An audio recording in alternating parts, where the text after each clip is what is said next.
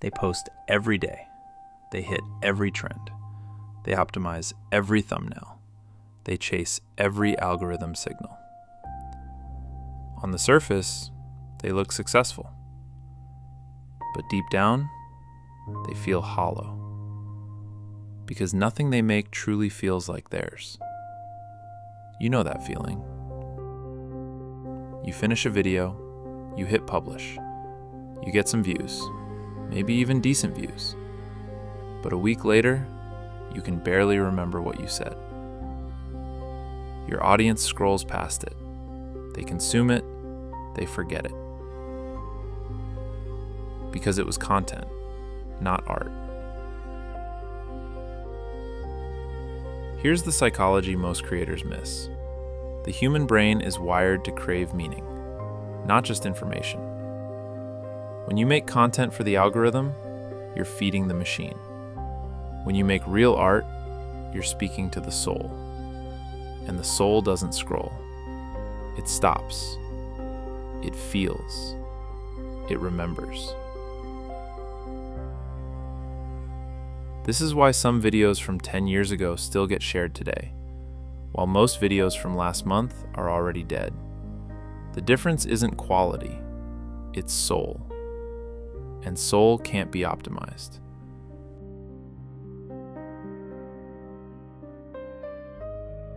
In the age of AI, the content trap has become a death sentence for creativity. AI can generate 10 videos a day. AI can write scripts in seconds. AI can make thumbnails that look better than yours. So now the pressure is insane. You're not just competing with other humans, you're competing with machines that never sleep. Your brain starts thinking like a factory manager. How do I produce more, faster, cheaper? And in that process, the artist inside you starts to suffocate. You stop taking risks, you stop saying dangerous truths, you stop making things that might fail. Because failure doesn't get views. But here's the cruel irony. The work that actually breaks through, the work that builds real legacy, the work that people still talk about years later, almost always started as something risky, something imperfect, something that the algorithm probably hated at first.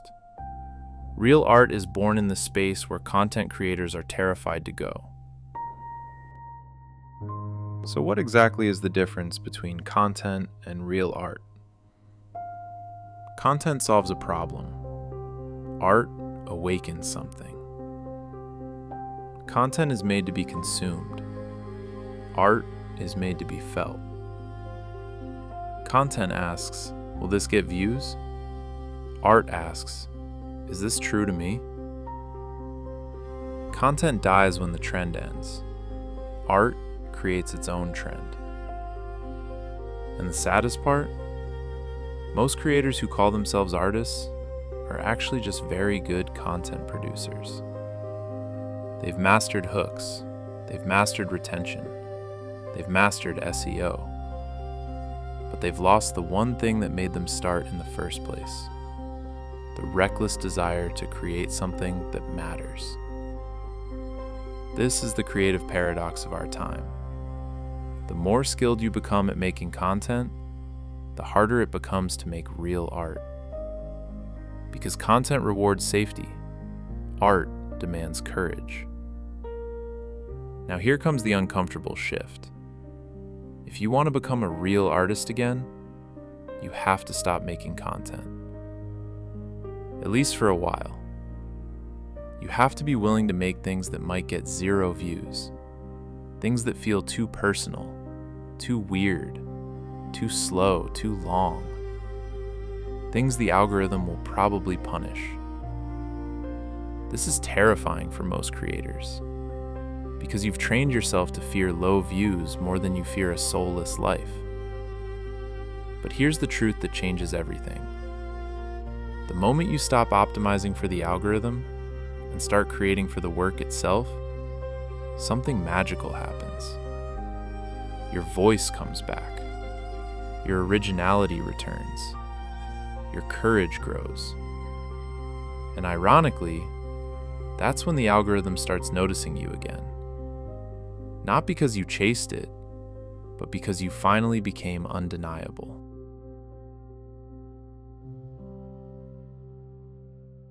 So how do you actually make this shift? Here's the practical but painful path. First, give yourself permission to suck in public. Make something ugly. Make something too long. Make something with no hook. Do it anyway.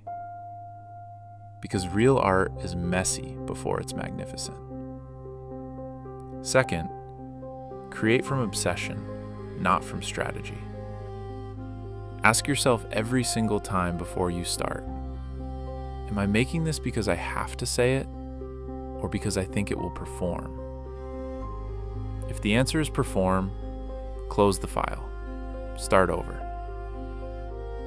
Third, protect your creative silence. Stop consuming other creators for a while. Stop checking analytics every hour. Go dark. Go deep. Real art needs space to breathe. Content needs constant noise. Fourth, finish what scares you. The project you've been avoiding because it feels too big, too vulnerable, too different. Finish it anyway. Because the work you're most afraid to release is usually the work that matters most.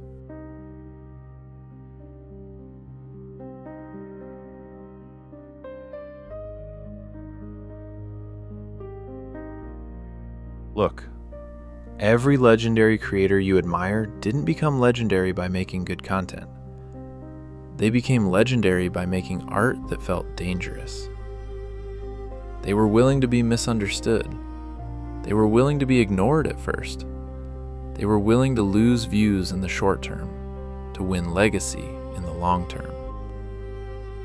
You don't need more skills. You don't need better thumbnails. You don't need perfect hooks. You need to remember why you started creating in the first place.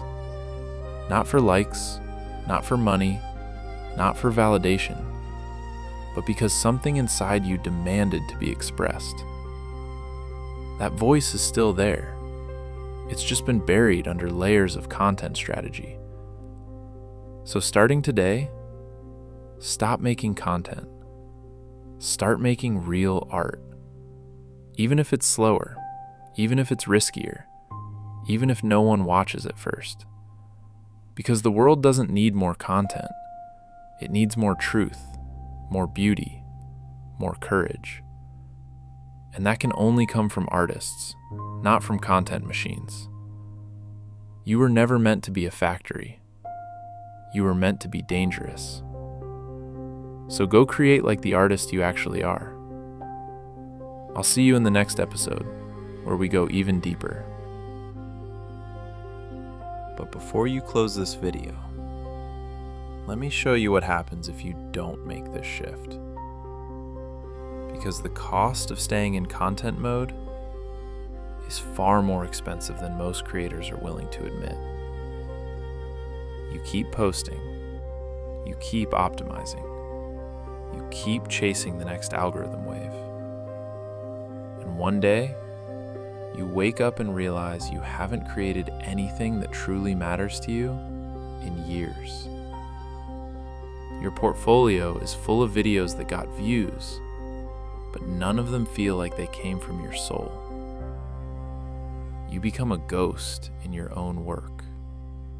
This is the silent tragedy happening to thousands of talented creators right now in 2026. They started with fire. They ended up with a factory. And the worst part? The algorithm rewards it. It gives you just enough views, just enough comments, just enough money to keep you trapped. You think you're winning, but you're slowly killing the only thing that made you different. So here's the question you need to ask yourself right now while this video is still playing. Are you building a legacy, or are you just building a feed? Because real art builds legacy. Content only builds a feed. Let me give you proof from history and from right now. Vincent van Gogh painted over 2,000 works in his lifetime. Only one was sold while he was alive. He didn't create for likes. He didn't create for trends. He created because something inside him demanded to be born. Fast forward to today. Look at the faceless creators who actually broke through in the last 2 years. The ones who now have hundreds of thousands of subscribers. They didn't start by copying what worked. They started by making things that felt dangerous, too personal, too slow, too weird for the algorithm. And only after they stopped caring about the numbers finally started to care about them. This is not motivation fluff. This is psychology. The human soul is wired to recognize authenticity. It can smell content from a mile away. But when it feels real art, it stops scrolling. It saves. It shares. It comes back months later. That's why some videos from 2018 still get recommended today, while most videos from last week are already buried. The difference is soul, and soul cannot be faked. So how do you protect that soul every single day? Here are the rituals that separate content machines from real artists. These are not optional if you want to last. Ritual number 1. Create in the dark for 30 minutes every morning. No analytics, no phone, no audience in your head. Just you and the work. This is where the real ideas are born, not in the comment section. Ritual number 2. Kill one piece of content every week. The one that feels safe. The one that you know will get views. Delete it, or never publish it. This trains your brain to choose courage over comfort. Ritual number 3. Keep a private soul journal. Not for the channel, not for anyone. Just for you. Write the things you're afraid to say out loud. Then, turn one of them into art every month. This is how you bring the real you back into your work. Ritual number 4. Celebrate the ugly versions. Every time you finish something that feels imperfect, say out loud, "This is the price of being an artist." Because perfection is the enemy of soul. Look, I know this episode is long. I made it long on purpose. Because real art requires time. It requires attention. It requires you to sit with uncomfortable truths. If you've made it this far, that already proves something. You're not here for quick tips. You're here because something inside you is hungry for more. So starting right now, after this video ends, do one thing. Open a new file, close every analytics tab, and create something that scares you a little. Make it too long. Make it too personal. Make it with zero regard for what will perform. Because the world doesn't need another piece of content. It needs your art. The version of you that isn't trying to be liked. The version that is simply true. You were never meant to be a content machine. You were meant to be dangerous. You were meant to be remembered. So stop making content. Start making real art. I'll see you in the next episode. where we go even deeper into the psychology of why most artists quit right before they become legendary. Until then, create like no one is watching, because the ones who matter will feel it anyway.